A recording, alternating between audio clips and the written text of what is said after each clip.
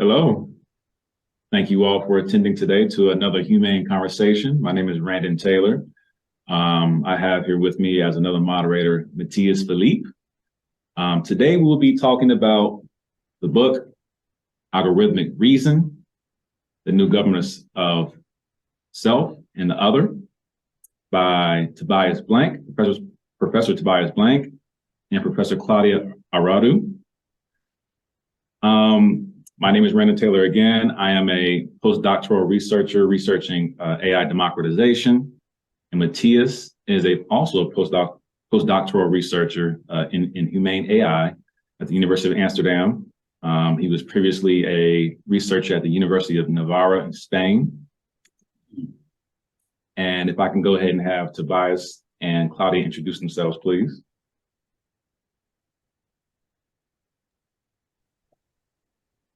You go first in the order? No, Claudia. No, okay. A comes before B. Okay, alphabetical order, which is what we use normally. So hello everyone, and thank you very much for joining us, particularly what I realize it is lunchtime for you.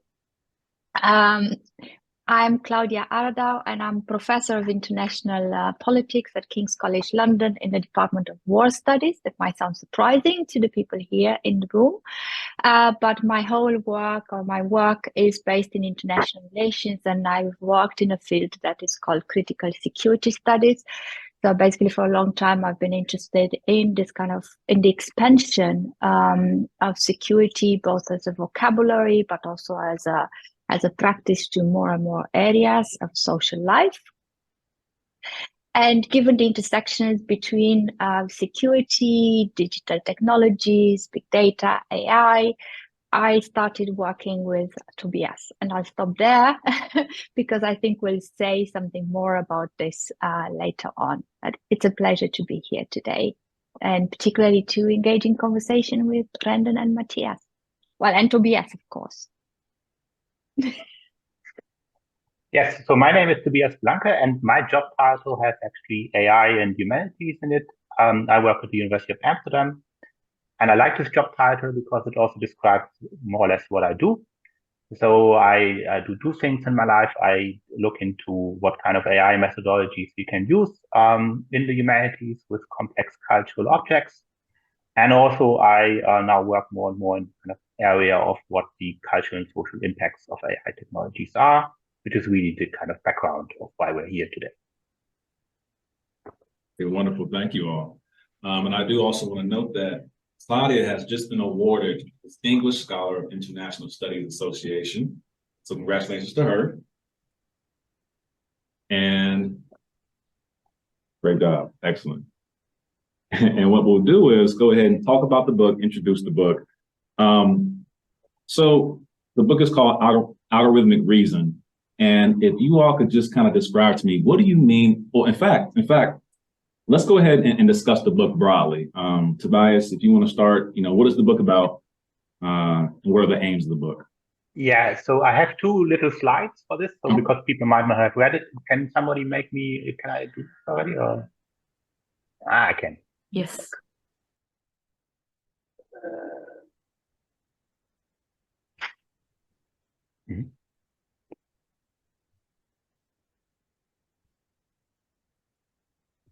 Let's try this again. Sorry.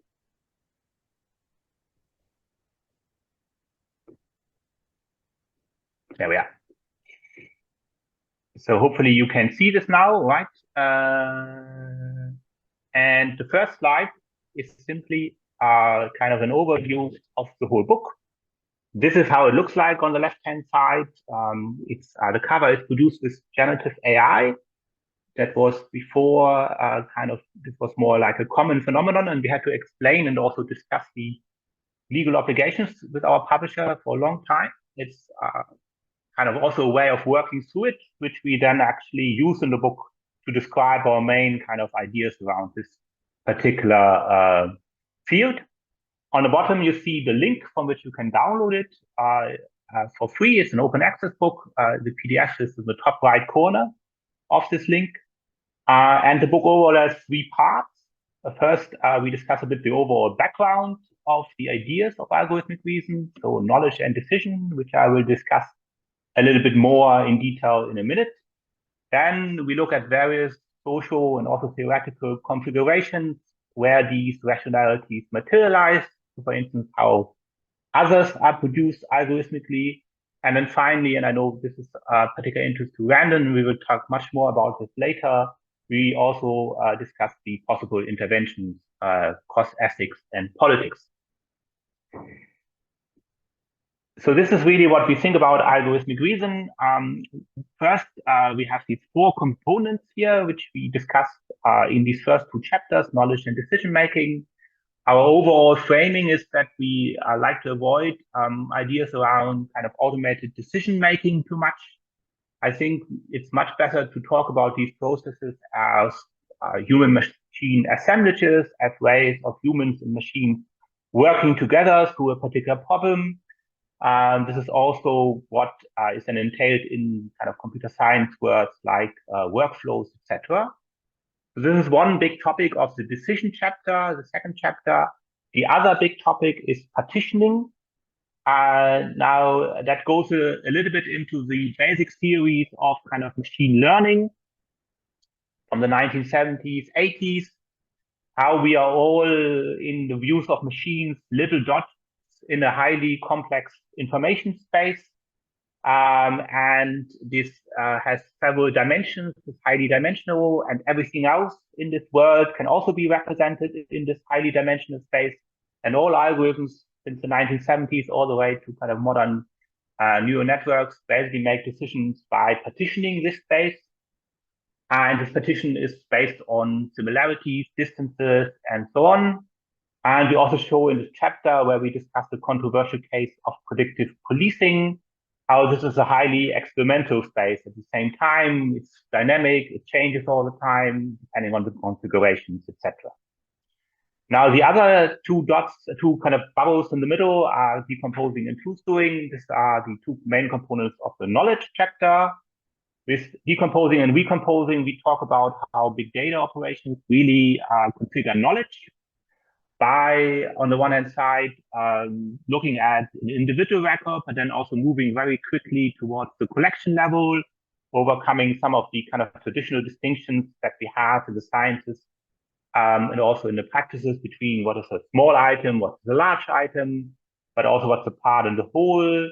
And then also very interesting in this whole kind of big data world is always that if you look into the details of why this is particularly important to people is because there's often a much more focus on building very rich representations of individual records. So for instance, of yourself and your voting behavior and how this might be able to change. And then the second part of this kind of knowledge chapter is about what type of data is used here. We call it truth doing.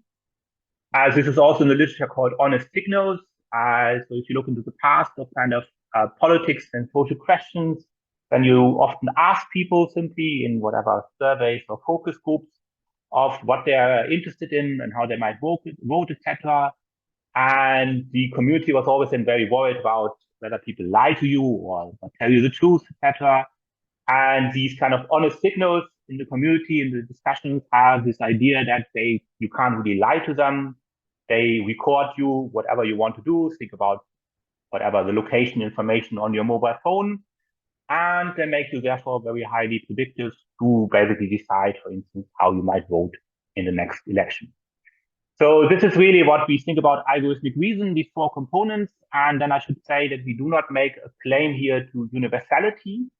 So we only think about that there can be multiple different types of reason here, but this is how we experience it when we actually discuss this in the context of kind of socio-political implications.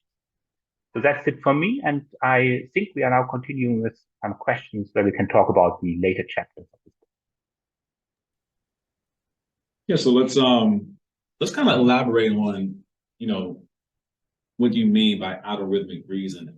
My understanding was kind of the multiple justifications, social, politically, economically, all the justifications that can be kind of used to really datify social life in every way. Is that kind of what you mean by algorithmic reasoning?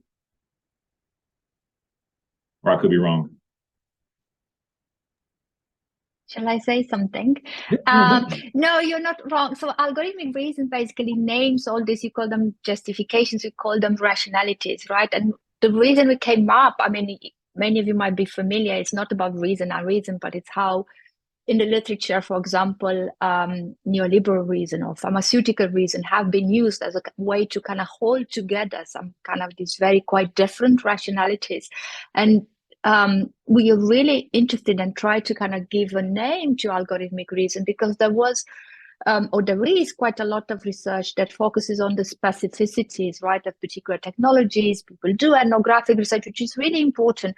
And then the focus is very much on the kind of messiness, on the contingencies, on the kind of what is happening in a particular locations. But we are also very interested, partly because we had this kind of understanding, or we were interested in the transnational and international dimensions. We are interested in the kind of quite rapid circulation of these technologies, right? And the use of machine learning algorithms in a whole range of social spheres. So it wasn't like, media scholars, humanities scholars maybe are looking at the kind of datafied stuff, maybe are looking at, certain, they're looking at Facebook, social media, and so on. But I could see exactly the same, and then had conversations with Tobias happening in the intelligence agencies, happening in the police, right? Happening in with humanitarian actors, with the UN. Like we can see now with diplomats and diplomacy, right? So we can see this rapid circulation. And we wanted to understand what is it, right? What is it that it does, and how do we name it? And this is what we call, what is it that holds together, right? And what is happening? What are the conditions of, possibilities of all this kind of rationalities being held together? And in so doing, we focus on governance because we also think that algorithmic reason does offer, some answers to some of the impasses or some of the blockages of, governing practices in some of these fields. And we kind of trace this. I don't know whether you want to add anything, Tobias. No, it sounds great. Okay, and when we're asking these questions, either one of you can definitely answer. But I do want to say one thing. This book referenced and cited, it was totally interdisciplinary. I mean, there were sociologists, philosophers, media scholars. I mean, they cited from everywhere. It was a lot, and I just want to congratulate you both on that also, because me seeing sociologists being cited, got me really excited. So I think Matthias has a question also. Sure. Yeah, it was very interesting. I saw what Claudia was mentioning a bit about that, but I was really curious to understand the motivations behind this book. When it was any specific situation that was the main driver, or something that caught your attention, yours attention, to bring this book to become this book, So if you could share with me about what drove you both to write it. Yeah. Shall I go ahead? Yeah. So I think it's a double or two-pronged history. So one is actually linked to what Brandon was just mentioning, the interdisciplinary, but the way it started actually was around the 2013 Snowden disclosures. You might remember about the extensive mass surveillance that again was transnational, or the intelligence agencies basically or using all this data, the kind of entanglement of kind of national security actors with private companies, the kind of use of this data, the exchanges of this data, not just between intelligence agencies, right, but actually also the increased capturing of this data. And what we saw, at least in my discipline in international relations, so here I kind of locate myself, but I think you could see this, and I'd be curious to hear about other disciplines because I think you're coming from other disciplines. Now we know we have sociology at least as one. So,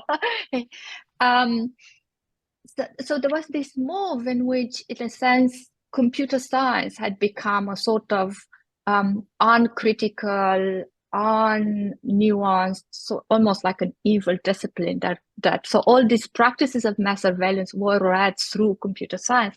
And at the time we tried to actually we started these conversations. I think Tobias felt quite uneasy having been, trained as a computer scientist, but also we became aware of all these contestations within computer science, and this figure people who are trying to actually resist mass surveillance from within computer science, not just from outside computer science, but were speaking quite different languages, I think, or speaking past each other in many ways.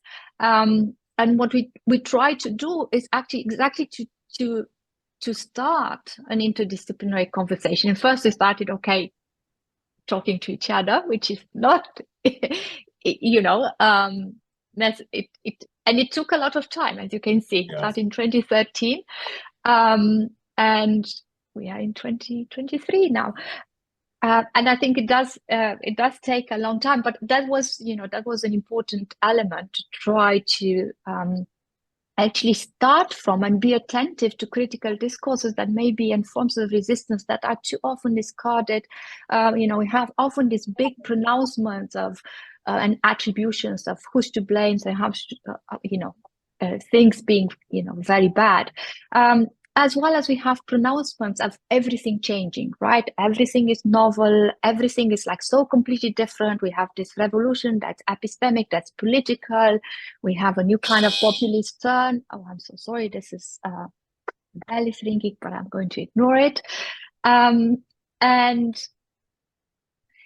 we try to again challenge this and think, but there are so many sides of controversies, of contestation, of dispute, of critical interventions, both in disciplines, right, and outside disciplines. And how can we take this? How can we take this seriously and then turn this around into a discourse that actually challenges the ways in which these claims to novelty, to kind of, epistemic revolution, are mobilized in this case by the security actors themselves, by the intelligence agencies who are exactly claiming the novelty as a way to respond to what they render as novel security threats, right?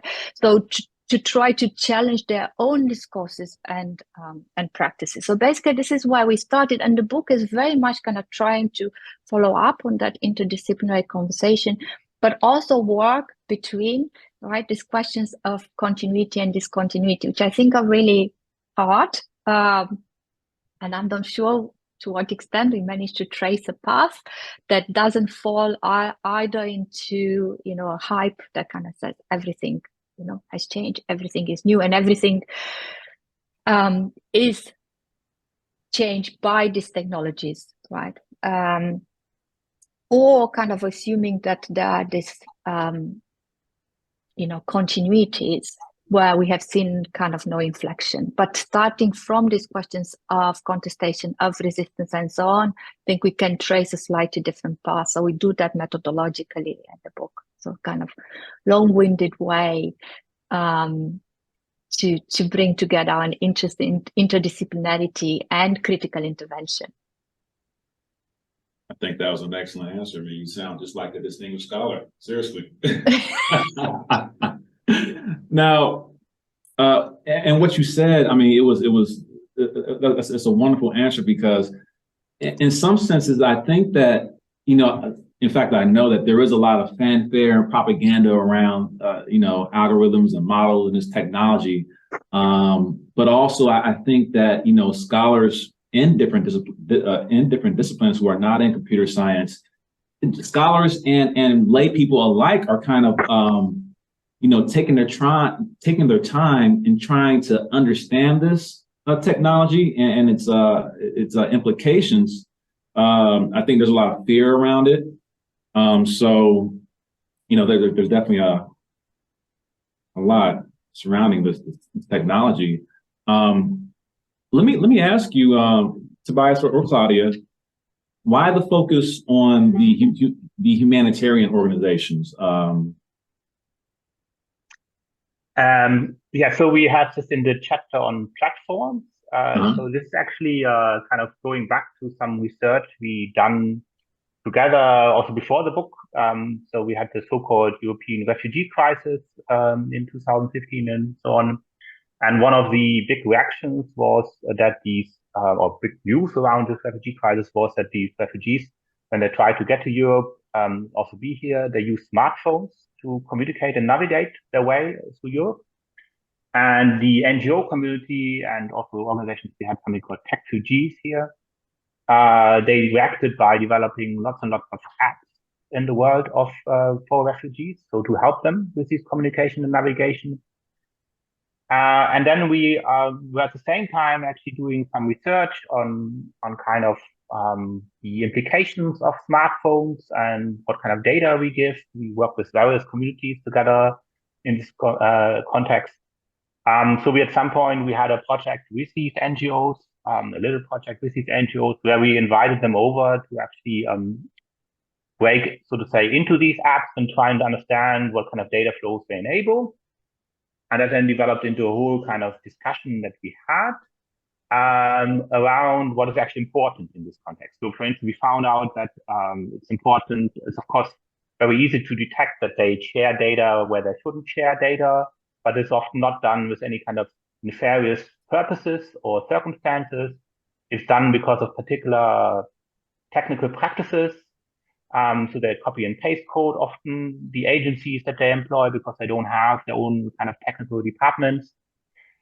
So it's not really quite exciting to actually just look at data leaks, say. And data leaks are also kind of normal practice in this world of platforms. So we then asked ourselves, so what can we actually learn about the world of platforms from the kind of world of humanitarianism? So something that is maybe not kind of debated very often in the context of platforms, where we talk much more about social media companies, etc. And then we saw actually what really was come out in this discussion with these NGOs was that they weren't aware how much these platforms are already embedded in their kind of daily pieces of work if they just do any kind of digital work.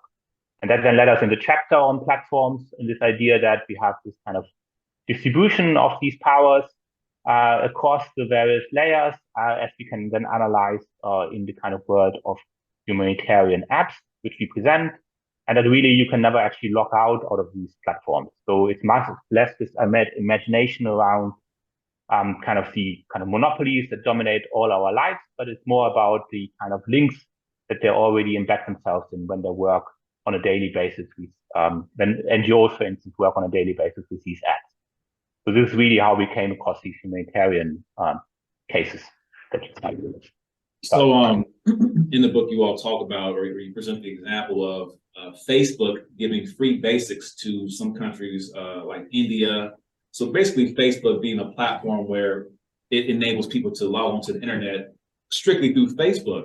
And it's interesting when I was reading that part, because I was on Twitter a few days ago, and I just saw somebody tweet that they were saying that, you know, the government was going to shut down Facebook, and they thought the whole entire internet was going to be shut down. And that's so, it's crazy how, you know, one person's or a group of people's access to the world, in a sense, can be shaped just by one platform. It's so I think that's very true, and I think so. But we should here credit our colleague Nishan Shah. I think Claudia knows we listened once to his presentation that really changed our view a lot. He was involved in the Internet and Society Center in India, I think. Is that correct? It was called Internet and Society. Anyway, they were one of the main players of the kind of Indian campaign against the kind of free basics move by Facebook. That then, if the audience doesn't know this, it was this idea that you can provide free internet, but you have to go via all the apps that Facebook basically provides you. The interesting question then is really, so if you look at this with Nishan, then that critically self-reflecting on it, that what was it then, maybe 10 years after free basics, couple of years after free basics, still the main problem was that large parts of the Indian population don't have stable access to the internet, right? So on the one hand side, we look at this from the point of view of kind of European point of view of, oh no, the platforms are taking over the internet and they're dominating our access and they're keeping everyone out. On the other hand side, at the same time, we then don't actually talk that this has also the material effect that people simply don't have access to the internet. So, and it was quite an eye-opening discussion that we had with. Is that also, to say, my experience? So typically when we, and you know, it's sometimes it's hard for me to get out of that kind of critical mind state as a sociologist, admittedly. But typically when we read papers on algorithms and models and datification, we see over and over again these words that describe it as, you know, reinforcing social hierarchies or intensifying or amplifying these things. My question is, you know, and kind of juxtaposing, you know, these phrases with your use of little tools of friction, interventions that lay people can employ to try to mitigate some of the potential harm that may come from algorithms. Are lay people, are we just at the will of big tech companies and government, or, you know, what do you think? Do we really have any, you know, real tools to kind of fight back against, you know, datification of society and you know, really reality in a sense? That's a really difficult question, Brandon. Okay. And I think we have partial answers, right? Yeah. So I mean, for everyone that is here, just to just kind of give you just a really brief overview to contextualize a bit where Randa's question is coming from. So in the last part of interventions, we actually look at different initiatives, right, in different countries that aim to make these algorithms, these forms of datification, as Randon was saying, to make them governable, right, to make them to some extent controllable, right? We have different types of interventions. The first one is actually around ethics, and this is probably known to most of you, right? As in that we had actually a lot of excitement for quite a while around ethics, where we kind of go across a range of institutions. They all develop ethics guidelines, right? Or some whether the earlier days, ethics of big data, ethics of algorithms, now ethics of AI, trustworthy AI in the European Union. But you can see this across companies, across government, across actually international organizations, that again, each of them is developing some form of intervention. And on the other hand, you have this scholarship that talks about ethics washing, about how, you know, ethics has actually been incorporated, how it's a strategy, ultimately a sort of ethics cynicism, right?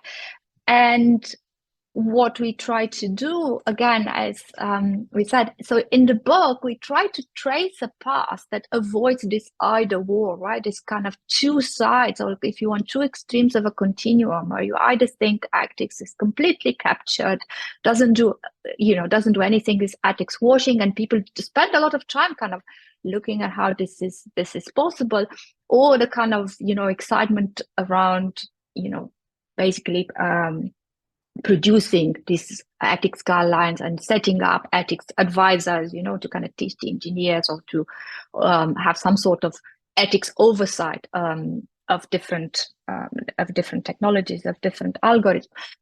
And we argue that there's a different way, that these types of ethics governance, if you want, of ethical governance on both sides, it's again a type of intervention that is trying to preempt modes of contestations and dissensus around these technologies.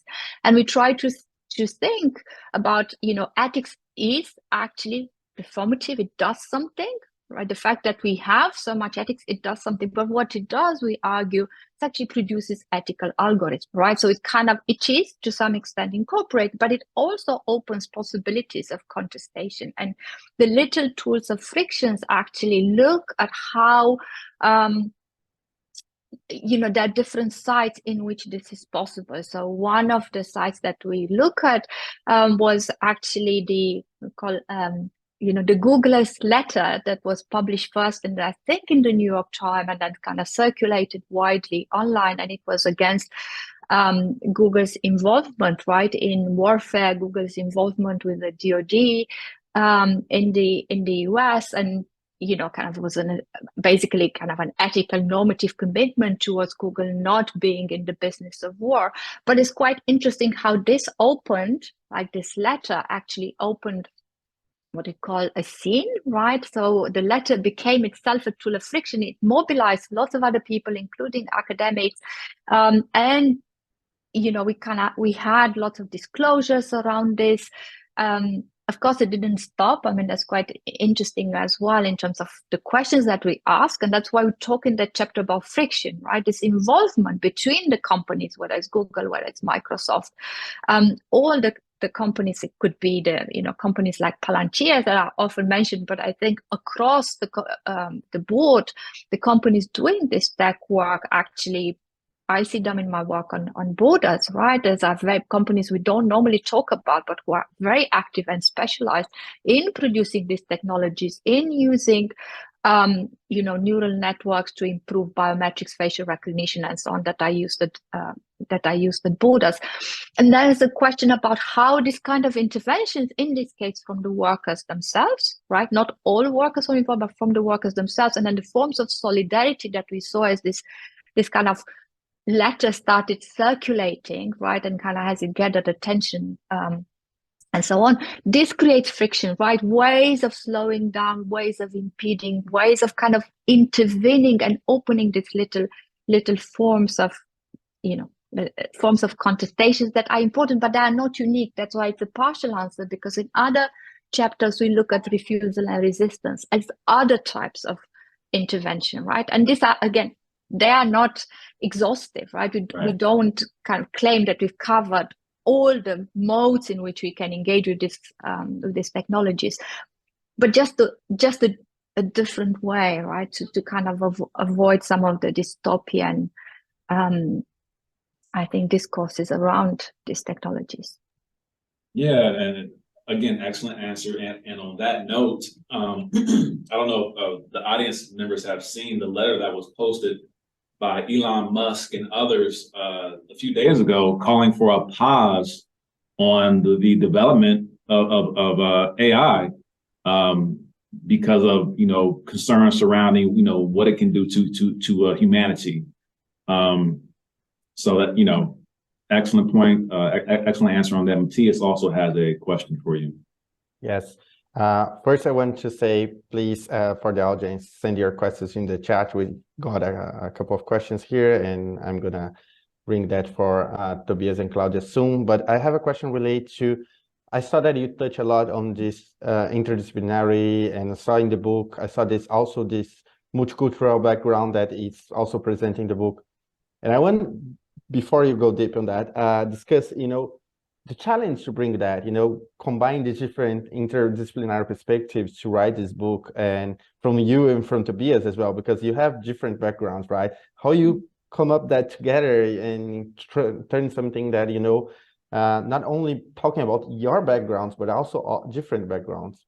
And one of you or both of you want to answer that, it would be very interesting to understand how you combine that in this book and the challenge.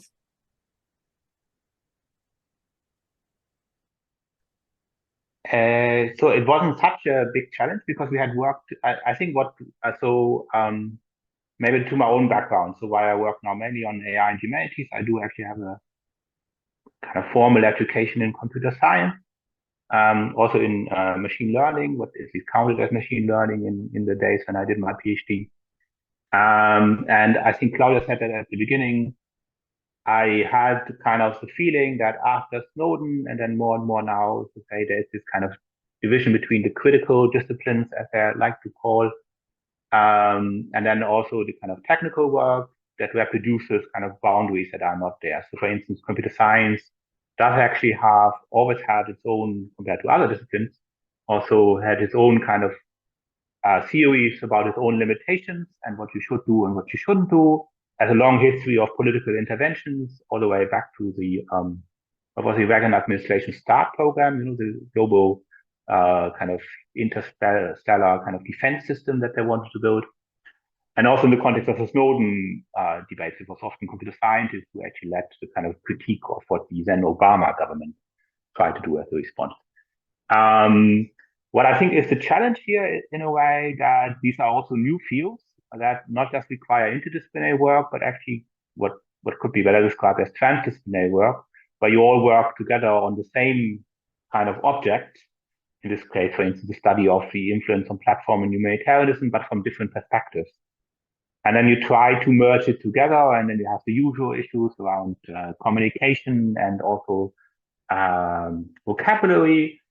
But actually what I found very quickly is that if you try and bring these things together, you actually do have a much richer perspective on these things. And then you avoid making these kind of distinctions between the critical and the technical disciplines. And you also get, for instance, around platforms, then a perspective on this, what might be specific about these platforms, much more than kind of when you just look at them from the historical developments of platforms as a kind of typical expression of capitalist monopolization or something. We actually look how they actually distribute, for instance, their code across the various apps that we investigated. So I think that would be really my answer. I don't know whether, Claudia, you want to contribute anything else?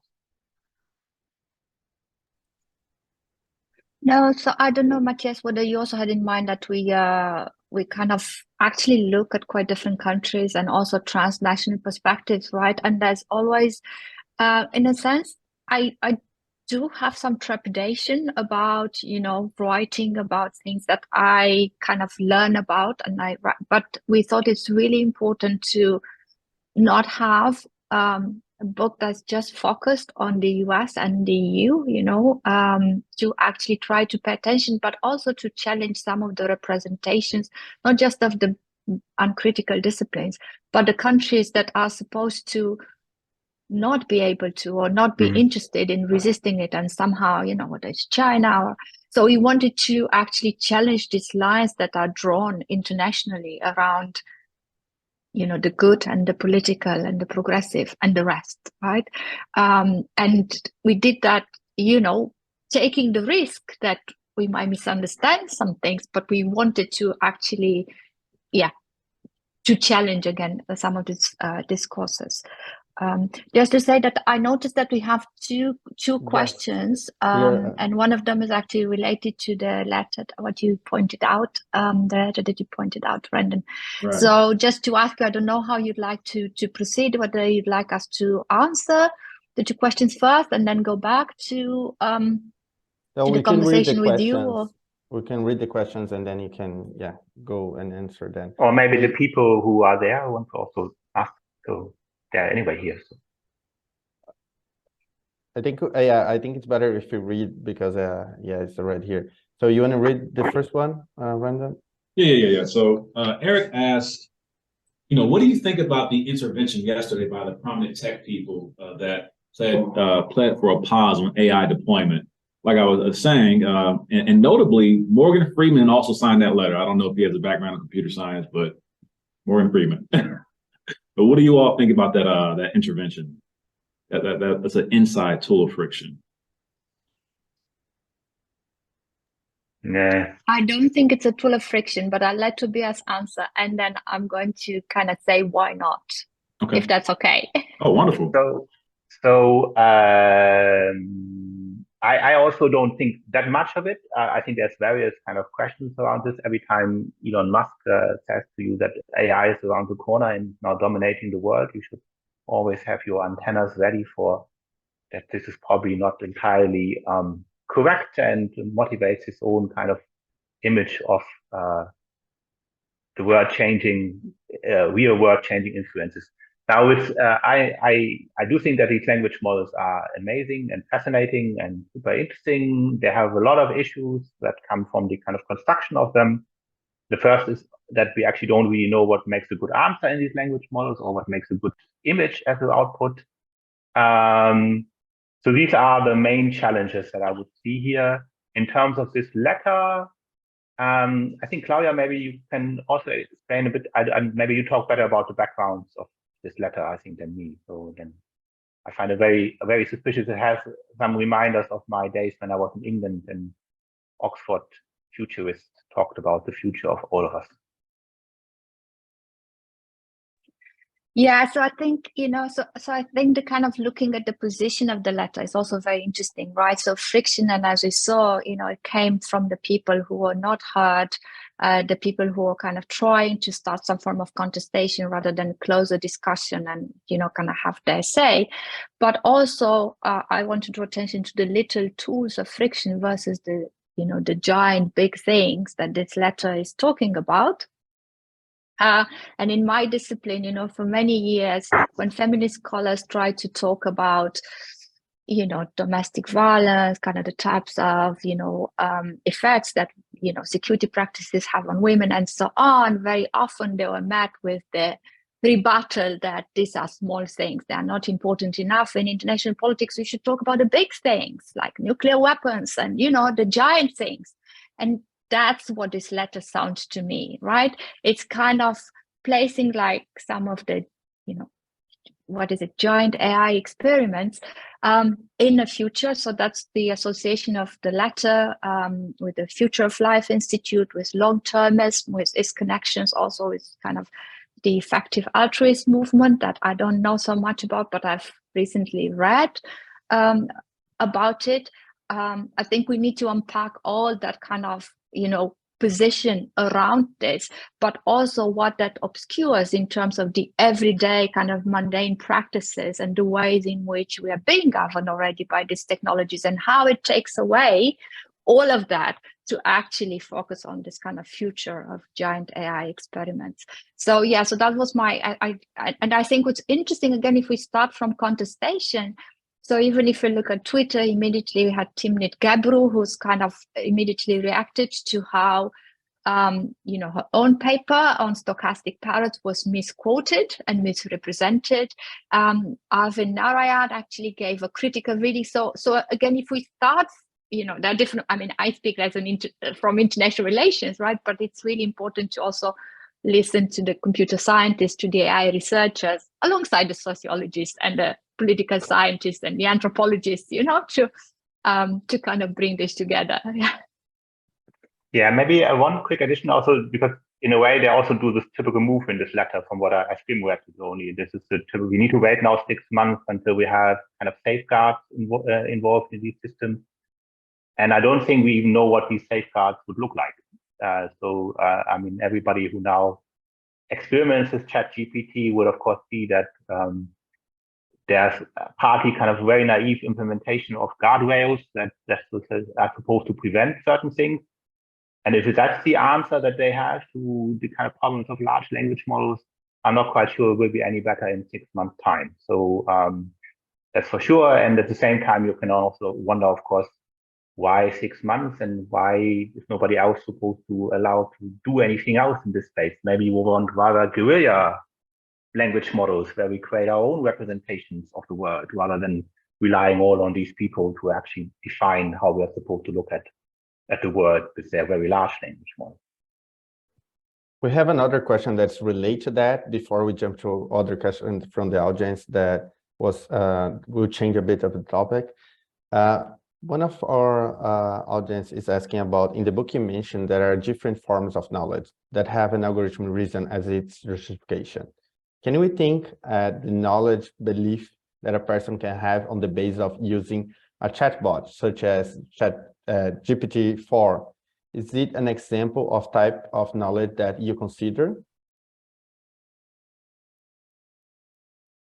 Sorry, that's a very complicated question. I need to now read that myself. Yes, it's a long, complicated.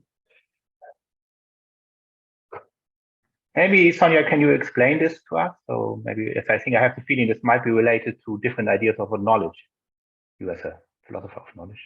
Yeah, that's correct. So, I mean, so knowledge, typically when I think about knowledge, then it needs to have a justification, right? Or needs to have a reason. And now I see algorithmic reason as something that leads to a different notion of knowledge. So you can have knowledge of algorithms, but you can also have data science and algorithms that are a new form of justification for holding a specific opinion. And that is a notion of algorithmic reason, which I think is in line with what you do in the book. Then you say there are different notions of knowledge. So now, with the whole rise of ChatGPT, what the audience typically is worried about, I think, is that the epistemic notions that it generates, that people will start to think that they know something on the basis of data that has been produced, while actually they don't. And that's, according to me, also why this letter is written, that people are worried that we put too much trust in this. So the epistemic concept becomes crucial, because the underlying data is not necessarily leading to a truthful notion. It's not generating a notion of knowledge that is equal to something that has been verified by science and written in an encyclopedia. It's not necessarily fact-checked. It's not necessarily truthful. So I was wondering how close do the concepts in your book, the notion of knowledge and the algorithmic reason, so your debate, how close comes it to this issue of having a solid justification for a belief or an opinion that somebody has on the basis of data that has been generated? So yeah, no, that's very good. Yeah. So this is a very good question. I mean, the maybe as a background, so the problem with these language models, of course, that they always give you an answer, and then they sound very convincing in their answer because that's how they've been trained. Now there is various questions about that they can also tell you, I don't know whether they are yellow elephants who live in space, right? They will make that into a controversial answer. And I think maybe compared to original ways of searching the internet is that you don't actually have different perspectives on the same kind of object that you look at. And you're actually not supposed to be the kind of person who actually chooses and analyzes these sources, etc. Which is, I think, why also kind of GPT-4 and Microsoft go back to a kind of mixture between searching and chatting, so to say, to actually give you various perspectives on this, and then think about the justification of this knowledge. For the political dimension, I think in a way what you just said so nicely about the epistemology of these pieces, that's already the moment when we would say that there can be a kind of critical intervention, that we actually understand that this is not some objective process that's happening to you, because some super intelligence makes wonderful arguments based on pure factuality or whatever that might mean. But actually that this is a kind of process that has certain components involved, certain assumptions, and that you have every right to actually doubt the kind of knowledge that is produced there, or every right you should doubt this knowledge that's produced there. And that also means that you might understand that the underlying assumptions and also the composition of that technology is brittle and not necessarily leading to an objective outcome. That's what I would answer to this. Claudia? Yeah, so I mean, my answer is because I think I come from politics, right? So I kind of think of knowledge much more in a Foucauldian regime of knowledge, right? Where it's not the individual as such, but it's kind of the power knowledge that exists. So that's kind of how, in a sense, is not linked with a justification as such. But I think in relation to these technologies, I was thinking, and maybe that's not helpful as an answer, but that's something that your question, Sonia, sparked for me, was the fact that we deal with very different forms of knowledge, right, all the time. And I was thinking again, kind of feminist scholars who talk about gossip, right? Gossip that's kind of discarded on kind of similar reasons. And I wonder whether it's much more about, how we actually assess and how we engage with this kind of multiplicity of forms of knowledge, and the fact that gossip, for instance, was very useful for women, or it was a way of kind of how women produce knowledge. Right, and it wasn't the kind of knowledge that was justified at all the criteria and so on, and we're supposed to kind of believe in. So I was just wondering whether if we pluralize, right, and we think that we always negotiate very different forms of knowledge, and the ones that are seen to be truthful are also the kind of effect of social processes, right? Whether it's the kind of science that tells us this is how it is, or kind of forms of authoritative enactment of particular knowledges as truthful, right? What it does if we pluralize that, and what some of the question is not just that ChatGPT produces very different type of knowledge, but that in some of these debates, it's no longer pluralized, right? It's seen, what if we only have this, and this is going to, be all the kind of knowledge that we'll be exposed to, and that everything we will know. In some sense, it kind of seems like ChatGPT is like a glorified Wikipedia in some sense, to me. But it only knows what it can find somewhere in this database. Right. But we have one more question, and then we'll close out. And great answers and great questions also. Really appreciate that. So this user is asking, they are interested in the notion of refusal that has traveled from anthropology to critical data studies. You describe scenes of refusal by various actors toward algorithms. I wonder if you could also mention acts of your own refusal in your work as scholars and public intellectuals. I try to avoid Twitter. I don't like Twitter. It's a horrible. And Teams, not good. But it's a great question, Flora. Thank you very much. So I think what we mainly want to say is that maybe as a context for people who haven't read the book, this comes in the chapter on accountability, where there is this discourse now that by tech, we of course we recognize these algorithms can produce harm.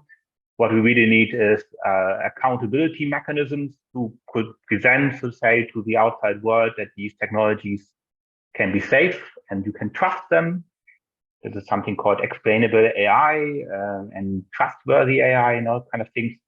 But what is really also enforces, of course, is the logic that this algorithm is supposed to be there in the first place, right? So, and that you actually can't really say anything material against them because it's really in your interest that this algorithm does.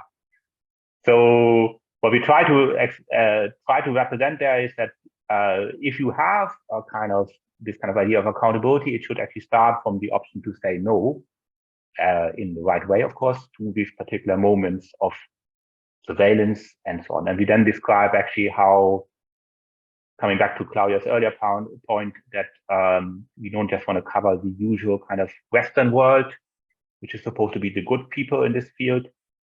We actually describe how this happens all over the world, in particular in China and also in those days in Russia. But that's of course a different world. So my refusal is simply, I don't try to avoid using Twitter. I have 2 friends on Facebook, my brother and my wife, and it's about my level of refusal. Claudia?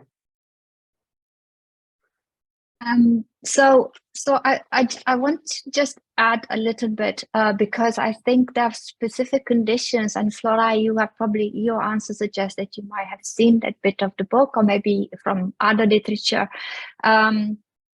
Right, there are particular assumptions around refusal in terms of the position and who is in a position to refuse, who can refuse, right? And I often, when I talk about refusers, I give the example of migrants at the border who can resist but cannot refuse, right? So, and we know that there are these situations and there are people who can never refuse. So then it's the question again, I think that's why I would like to nuance this, because in relation to a lot of these practices, like we as individuals, it's quite complicated, and we try to move much more towards collective practices, right? So again, kind of beyond me and Tobias, or each of us in this room, but again how collectively we can think of ways in which we might be able to mobilize, right, these forms of refusal and resistance.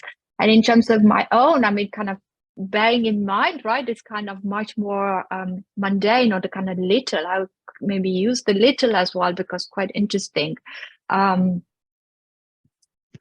terms of refusal, I think we do this on a daily basis in many different ways, right? So I do it in my department, in the Department of War Studies. Sometimes it's refusing to take part in certain things, refusing to write in particular way, refusing to. So I think there are lots of little refusers that we engage with, but there are also many ways in which we cannot refuse individually, right? So even if we kind of look at how our universities are themselves datafied, right? The kind of technologies that they implement and so on, and we've been drawn into this because from one day to another, we are faced with these transformations.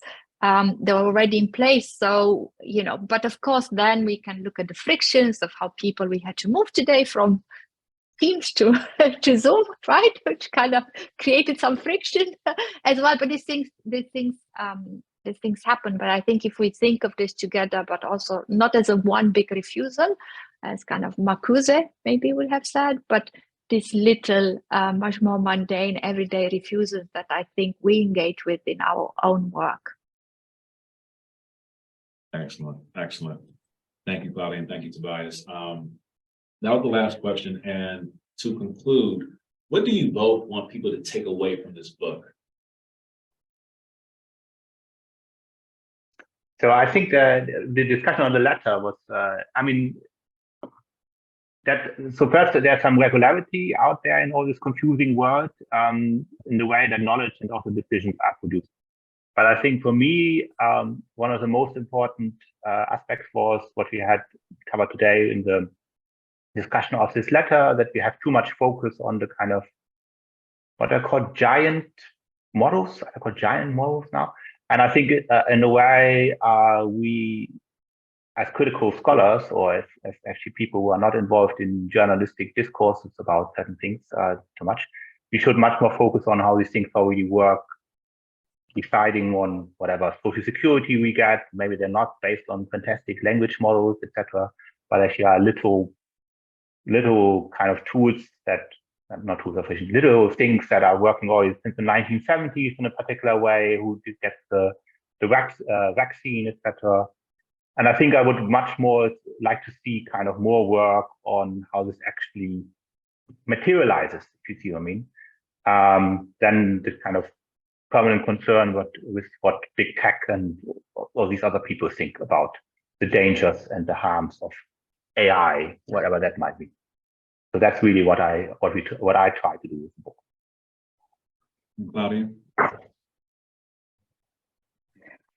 Maybe this is a bit of a lateral point, but I think for me, one of the things that is really important in the book, and of course is dispersed, is that we can learn a lot actually from these modes of contestation that so many actors have been involved in. So we talk, for instance, in the second chapter about the Stop LAPD spying coalition, right?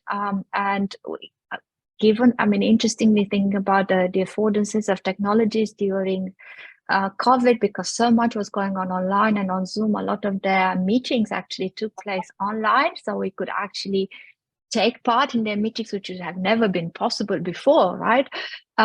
So this was very interesting for us to see how kind of small ways of organizing kind of collective mobilization, but also ways of learning, right? Because they had to learn about these technologies. This is around predictive policing and surveillance, but also ways in which, for instance, content moderators kind of took Facebook to court, and again they had to mobilize. This led to class action in the US. So I think learning what we try to, tracing all this modes of contestation, but maybe what I would like to kind of take, and maybe some of you as well, to actually attend to all this work that people are doing, right? So all this collective work as a different way to engage with this with these technologies and learn from them, really. Right. Excellent. Are there any current projects we should look out for coming from both of you?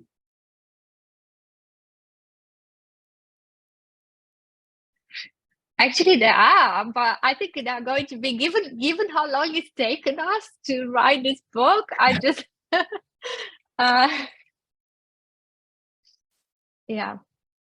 Claudia works on borders, no? That's okay. a big ERC grant that you currently do, no? And I have enough to do with the Humane AI network, which is a very inspiring and also fascinating way going forward. Okay, okay, sounds good. And you know, we definitely look forward to more of your work, and we will continue to digest the book, Algorithmic Reason, The New Government of Self and Other. And this actually concludes our Humane conversation for today. Thank you all for attending. Thank you.